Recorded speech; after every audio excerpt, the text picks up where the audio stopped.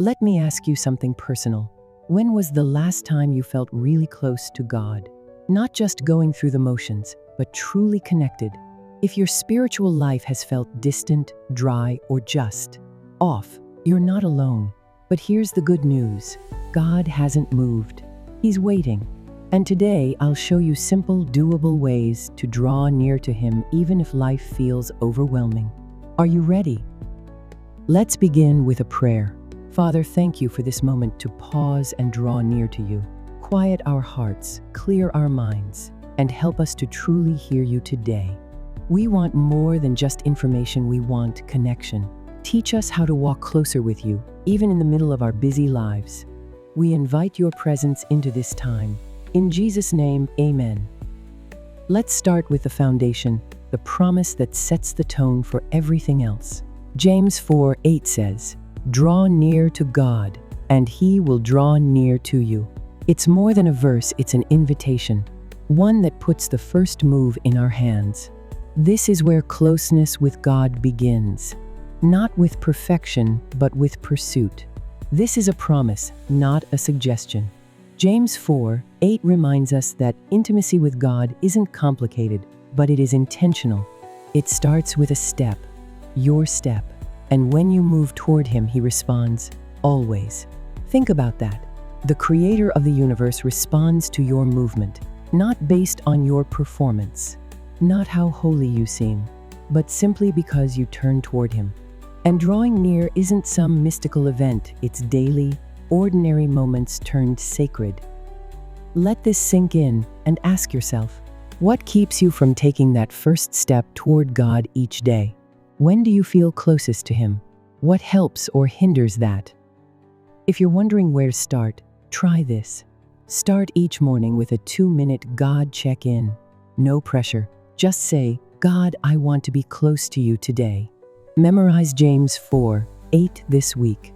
Repeat it throughout your day like a spiritual anchor.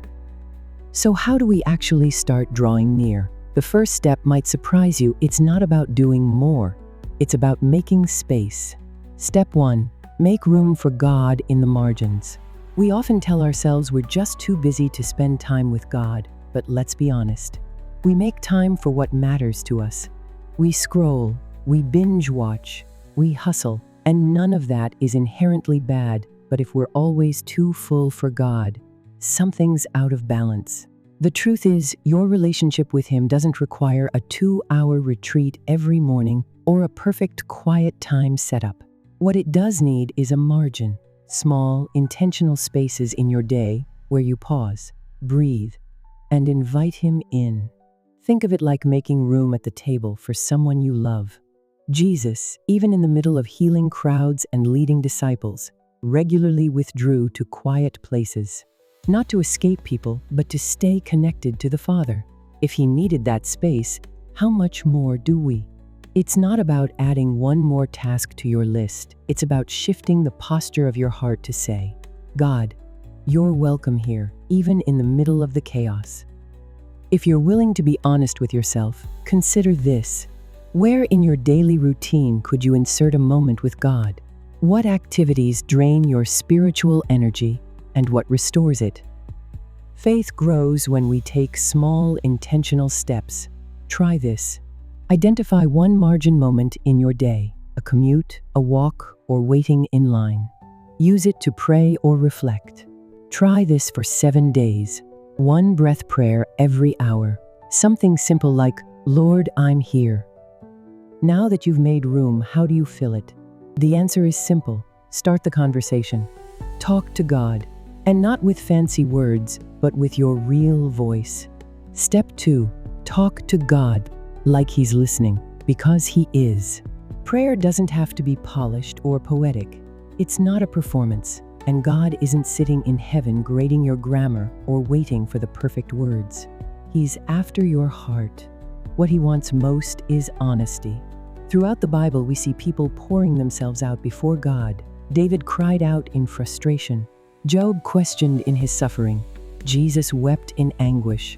There's no filter, no pretending.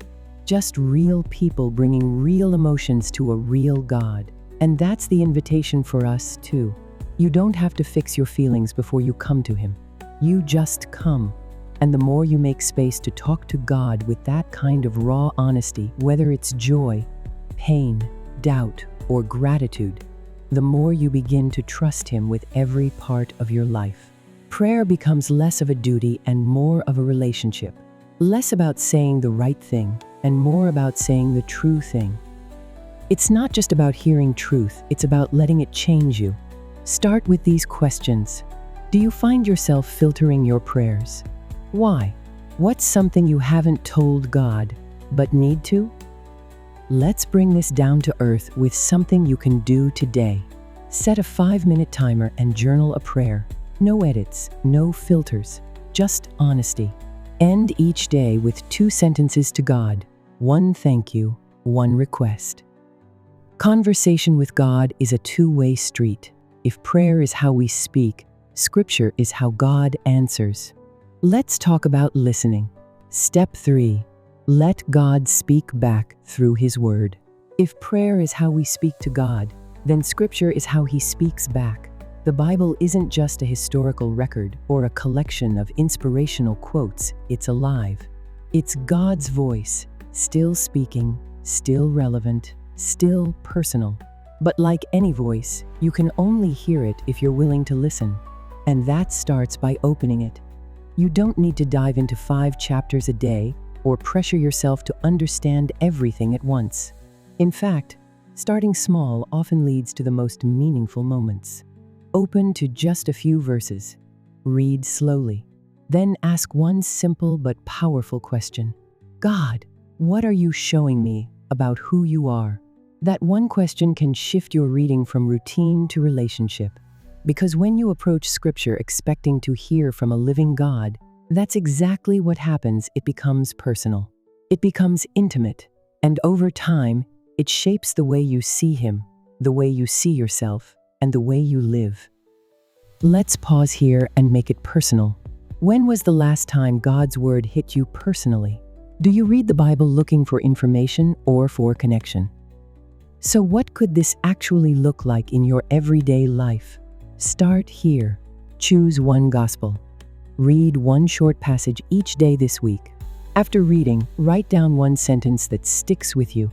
Keep it in your phone or journal. Now, let's go deeper. Because closeness isn't just built on words, it's built on worship. Let's look at how worship transforms the relationship. Step 4. Worship like it's personal. Worship isn't limited to what happens on a stage or in a church service. It's not just singing along to a song on Sunday morning. True worship is a posture of the heart. It's the daily decision to say, God, you're worthy, even when life is anything but tidy. It's choosing to lift your eyes when everything around you feels heavy. And here's the powerful thing. Worship isn't just something we give to God, it's something He uses to change us. When you choose to worship, especially in moments when you don't feel like it, you're doing more than singing. You're training your soul to remember who's in charge. You're shifting your focus from your struggle to His strength. Worship realigns your heart. It recalibrates your perspective. And over time, it becomes one of the most powerful ways to stay connected to God, not because it fixes everything, but because it brings you back to the one who holds everything together. Now think about this in your own walk with God. What's one way you enjoy connecting with God, music, art, nature? When was the last time you worshiped privately, just you and Him? If you want to take today's message deeper, here's a practical way to start. Create a short worship playlist, one that helps you focus on God, not hype. Set aside 10 minutes this week. No agenda, just worship. And finally, here's a truth we can't ignore. We weren't meant to do this alone. God designed us for community. Let's talk about that. Step 5. Community. Don't walk alone. You weren't created to walk with God in isolation. From the very beginning, God designed us for relationship with Him and with each other. Community isn't a bonus in the Christian life, it's essential. Jesus didn't just preach to crowds from a distance.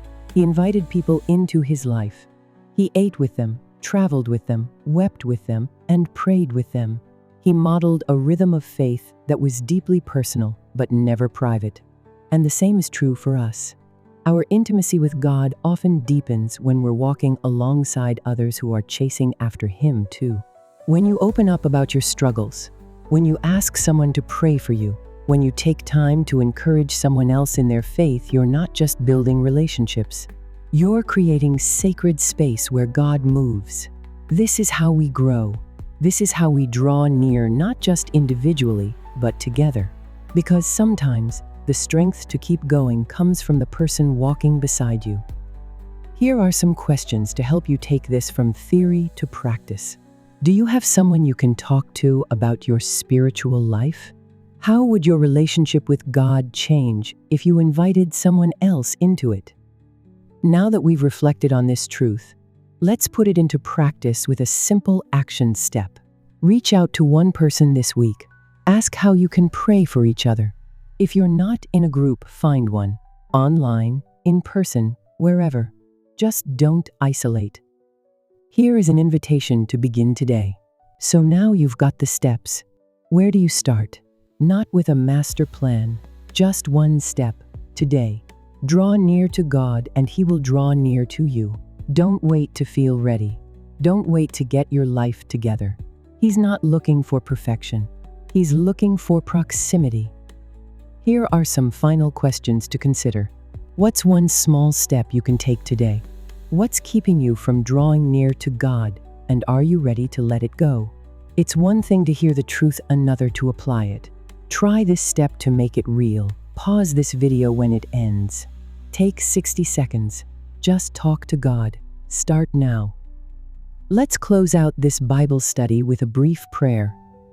God, thank you for speaking to our hearts today. Thank you for the reminder that you're always near, just waiting for us to reach for you.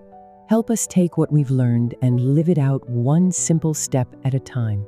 Give us the desire, the focus, and the strength to grow closer to you each day. We love you and we trust you.